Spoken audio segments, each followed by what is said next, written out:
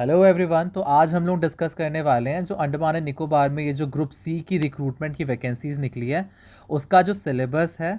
और ये common recruitment होने वाला है, इसमें ये कॉमन एग्जाम्स होगा जो भी वेरियस पोस्ट्स निकले हुए हैं उन सभी के लिए। तो उसका सिलेबस डिस्कस करेंगे और उसकी क्या स्ट्रैटेजी अपनी रहने वाली है उस चीज़ को डिस्कस करेंगे। तो फटाफट एक बार एग्जामिनेशन पैटर्न देख लेते हैं कि अपना एग्जामिनेशन पैटर्न जो है क्या है। तो देखिए, जो इसमें ना दो टीयर है, एक तो टीयर वन जो है वो रिटन एग्जामिनेशन आपका, ठीक है, जो कि टोटल ऑब्जेक्टिव टाइप होने वाला है। इसमें आपका कोई भी मतलब डिस्क्रिप्टिव पेपर नहीं होने वाला, टोटल ही ये आपका ऑब्जेक्टिव टाइप होने वाला है। और एग्जामिनेशन पैटर्न इन्होंने अपने आपको बाकायदा पूरा दे दिया। तो जो पहला सेक्शन है वो है अपना जनरल इंटेलिजेंस एंड रीजनिंग। तो इसमें जो अपना इंटेलिजेंस और रीजनिंग के जो क्वेश्चन होते हैं, बेसिकली रीजनिंग के जो क्वेश्चन होते हैं वो आने वाले हैं। 50 क्वेश्चन आएंगे और 50 मार्क्स के, मतलब एक क्वेश्चन 1 मार्क्स का रहेगा। न्यूमेरिकल एप्टीट्यूड वो भी 50 क्वेश्चन, 50 नंबर के, सारे 50-50 क्वेश्चन आने वाले हैं। तो टोटल आपके रहेंगे 200 क्वेश्चंस आएंगे आपके, और ये आपका 200 मार्क्स का होगा। तो मैक्सिमम मार्क्स जो है वो 200 है और 200 क्वेश्चंस इसमें रहने वाले हैं। तो इसको हम कह सकते हैं ये एक स्टैंडर्ड पैटर्न है आज की डेट में। 100 क्वेश्चन पर 1 घंटा दिया जाता है, वैसे ही 2 घंटे दिए जा रहे हैं आपको 200 मार्क्स पर, ठीक है। तो 2 शिफ्ट्स होने वाली है इस एग्जामिनेशन की। और सिलेबस देख लेते हैं फटाफट जल्दी से, क्या अपना सिलेबस इसका रहने वाला है। तो काफ़ी अच्छे तरीके से इन्होंने सिलेबस को दे रखा है, जनरली देते नहीं है इस तरह से सिलेबस। तो जो सिलेबस है सबसे पहले रीजनिंग का देख लेते हैं। तो इसमें क्या क्या आएगा? Similarities and differences, space visualisation, problem solving, analysis, judgement, decision making, visual memory, discriminating observation, relationship concepts, figure classification, arithmetic number series, verbal non verbal series, etcetera. पता नहीं मेरे को ये एक्सेट्रा का लॉजिक समझ में नहीं आता है, पर एक्सेट्रा को इग्नोर अगर हम कर दें तो हम देखते हैं कि इन्होंने काफ़ी डिफाइंड सिलेबस दिया। तो आपकी जो सबसे पहली चीज़ होती है ना, आप ये सिलेबस को एक पेपर में लिख लीजिए, नोट डाउन कर लीजिए, और लाइन बाय लाइन मैं तो कहता हूँ कि जो सबसे ज़्यादा हार्ड लगता है सबसे पहले उसको सॉल्व करना शुरू कीजिए। इसमें से जो भी चीज़ आपको सबसे ज़्यादा टफ लगती है सबसे पहले उसको उठाइए, उसमें सबसे ज़्यादा समय दीजिए और उसको सॉल्व कीजिए। और जैसे जैसे होते जाता है उसमें टिक करते जाइए, जो जो आपका टॉपिक होते जाता है उसमें टिक करते जाइए। न्यूमेरिकल एप्टीट्यूड ये बहुत इंपॉर्टेंट होता है, क्योंकि रीजनिंग बेसिकली लोगों के लिए आसान होता है। वो एक बार अगर आप सीख जाते हैं, कंसेप्ट समझ में आ जाता है, तो बेसिकली रीजनिंग को सॉल्व कर पाना बहुत आसान है। न्यूमेरिकल एप्टीट्यूड देखते हैं, इसमें क्या आने वाला है आपका। इसमें देखिए, arithmetical computation, whole numbers, decimal, fraction, ठीक है। तो ये सारे तो आसान टॉपिक्स है, इसमें बहुत ज़्यादा टफ क्वेश्चन नहीं बनता है। मैं आपको बताऊंगा भी कि क्वेश्चन का जो लेवल है वो किस तरह का आ सकता है। Relationship between numbers, the test will also include question on problems relating to percentage, ratio, proportion, average estimation, use of table and graphs, mensuration, time and distance, ratio and time, etcetera. ठीक है, यहाँ पे भी उन्होंने एक etcetera दे दिया। Etcetera बोलने से उसमें पूरा समंदर आ सकता है, इतना एक्सेट्रा की पावर होती है। बट स्टिल काफ़ी स्टैंडर्ड सिलेबस दिया हुआ है। और ये जो टॉपिक्स है ये जनरली कॉम्पिटेटिव एग्जाम्स के ही टॉपिक है। ये वाले इन टॉपिक से काफ़ी ज़्यादा मोस्ट ऑफ द एग्जाम्स हो, चाहे आप एसएससी देख लीजिए, चाहे आप कोई भी एप्टीट्यूड का टेस्ट देखिए, उसमें इससे काफ़ी ज़्यादा क्वेश्चंस आते हैं जनरली।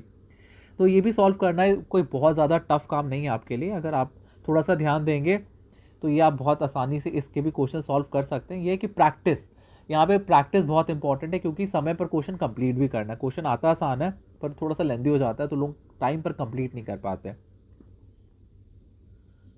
अब इंग्लिश का देखते हैं। तो English language, English is all about practice. English में आपको क्या होता है ना कि बहुत लिमिटेड कंसेप्ट है इंग्लिश में ग्रामर पे, ठीक है, जिन पर क्वेश्चंस बनते हैं। तो अगर आपको मैं ये कहता हूँ ना इंग्लिश के लिए, तो ये थोड़ा मोड़ा जो भी टॉपिक दिया हुआ है, जैसे इसमें देखिए क्या दिया हुआ है, वोकैबलरी, ठीक है। वोकैबलरी कैसे आपकी स्ट्रॉन्ग होगी? जितना आप रीड करते जा रहे हैं उससे आपकी वोकैबलरी स्ट्रॉन्ग होती है। Grammar, sentence structure, synonyms, anonymous, etcetera. तो ज़्यादा कुछ है नहीं इसमें कॉम्प्रिहेंशन वगैरह में। इसके लिए मैं आपको सबसे बेस्ट सजेस्ट करता हूँ, CHSL की जो पेपर होते हैं ना, उसके आप 5 साल के पेपर्स को एज इट इज़ सॉल्व कर जाइए। जो नहीं समझ में आ रहा है ना, वो कंसेप्ट खाली आप पढ़िए, बाकी आप नॉर्मल 5 साल के पेपर को सॉल्व करके जाएंगे ना, तो ये बहुत इजीली इंग्लिश तो आपका बहुत अच्छे से कवर हो जाता है। उसके बाद जनरल अवेयरनेस, जनरल अवेयरनेस भाई साहब अपने आप में एक समंदर है। इसमें आप जितना भी पढ़े उतना कम होता है। बट इन्होंने देखिए बहुत ज़्यादा इन्होंने डिटेल्स में नहीं दिया हुआ, इन्होंने खाली ऊपर ऊपर का टॉपिक दिया हुआ है। एक चीज़ उन्होंने बहुत ज़्यादा हाईलाइट की हुई है, नॉलेज ऑफ कंप्यूटर्स। मतलब कंप्यूटर से बेसिक क्वेश्चंस तो आपसे ज़रूर ही पूछे जाएंगे, क्योंकि आज के डेट में जितना भी चीज़ है, जितना भी काम होता है सरकारी जगहों पे, वो कंप्यूटर बेस्ड होता है। तो बेसिक नॉलेज ऑफ कंप्यूटर्स तो आपको होनी चाहिए, क्योंकि इस चीज़ को इन्होंने बहुत पहले हाईलाइट किया। तो इस पर तो आप बेसिक सवाल आपके बनते हैं, और इसको पढ़ना सबसे आसान होता है, क्योंकि आज के डेट में आप सभी कंप्यूटर यूज़ कर रहे हैं। तो मोस्ट ऑफ द सवाल आप बिना पढ़े भी दे सकते हैं, बट फिर भी एक बार मैं कहूँगा कि ऊपर ऊपर से थोड़ा सा स्टडी कर लीजिए, ठीक है। दूसरा चीज़ जैसे हिस्ट्री है, तो हिस्ट्री जैसे 3 भाग में बटा हुआ है, एंशियंट, मेडिवल एंड मॉडर्न, ठीक है। तो उसमें सबसे ज़्यादा इंपॉर्टेंस मॉडर्न को दीजिए, ठीक है, क्योंकि सबसे ज़्यादा क्वेश्चन उसी में बनते हैं। गांधी जी के मूवमेंट, जितने भी मूवमेंट हुए, क्विट इंडिया मूवमेंट हुआ है, खिलाफत हुआ है, सत्याग्रह जितने भी हुए, उन पर इंपॉर्टेंस दीजिए।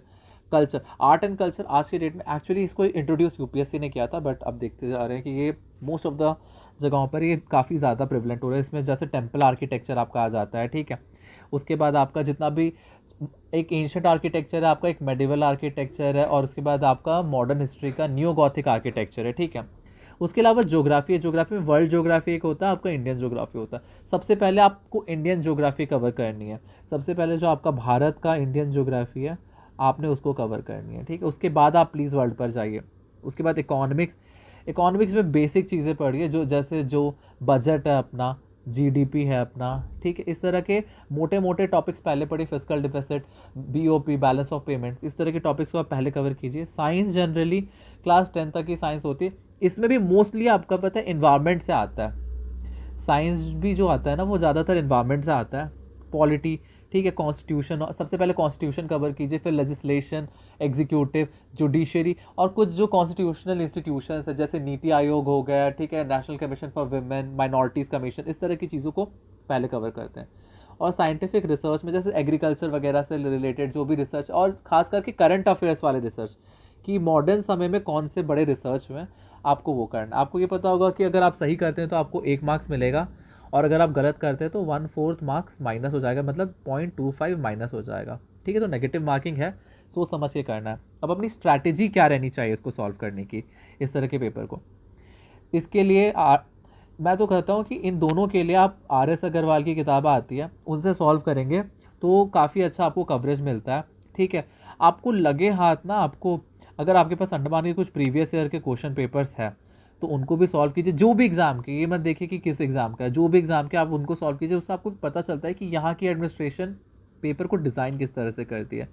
और नॉर्मली इंडिया में जितना भी ग्रुप C का रिक्रूटमेंट होता है ना, वो under the tag of SSC ही होता है, ठीक है। तो ये क्योंकि 10+2 लेवल पर है, तो CHSL का जो स्टैंडर्ड है वो एक तरह से इन्होंने ये भी फॉलो करेंगे। तो CHSL के जो 5 ईयर्स के प्रीवियस ईयर क्वेश्चन पेपर्स होते हैं, PYQs होते हैं, एटलीस्ट 5 ईयर्स के आप सॉल्व कीजिए, क्योंकि समय बहुत कम है। तो आपकी स्ट्रैटेजी ये होनी चाहिए कि अभी जैसे अपना ये चल रहा है, मैं आज वीडियो बना रहा हूँ 26 सितंबर को, ठीक है।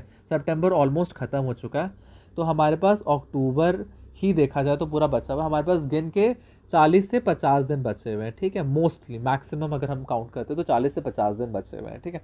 तो हमने ना 10-10 दिन में क्रैश कोर्स करना है, ठीक है। पूरा डेप्थ में पढ़ेंगे तो कुछ भी नहीं कवर होने वाला, क्रैश कोर्स करना है हम लोगों ने, ठीक है। आप लोगों ने हर दिन 1 घंटा आप लोगों ने रीजनिंग करनी है, आप लोगों ने 1 घंटा मैथ्स करनी है, मैथ्स को देना है, ठीक है। आप लोगों ने सिर्फ 20 मिनट आप लोगों ने देना है इंग्लिश को, और आप लोगों ने बाकायदा 2 से 3 घंटे आप लोगों ने देने हैं जनरल अवेयरनेस, क्योंकि बहुत वास्ट टॉपिक है और मेजॉरिटी लोग ये सारी चीज़ें सॉल्व कर पाएंगे। मोस्ट ऑफ द मेरिट जो डिसाइड करता है ना, वो आपका GS डिसाइड करता है कि किस तरह से आपने जनरल अवेयरनेस में परफॉर्म किया। तो आप लोगों का इस तरह से होना चाहिए कि आप लोगों को पहले कुछ 10 दिन में आपने हिस्ट्री ख़त्म कर लेनी है, उसके 10 दिन में पॉलिटी ख़त्म कर लेनी है, उसके 10 दिन में आप लोगों ने ज्योग्राफी ख़त्म कर लेनी है, और लास्ट वाले 10 दिन में आप लोगों ने इकोनॉमिक्स ख़त्म कर लेनी है, और लास्ट के 5 या 6 दिन आप लोगों ने जो भी चीज़ पढ़ा है उसको आप लोगों को रिवाइज करना है। तो this should be your approach. अगर आप लोगों को डिटेल अप्रोच चाहिए तो आप प्लीज़ कमेंट सेक्शन में बताइएगा। धन्यवाद। अब आपसे मुलाकात होगी अगले वीडियो पे।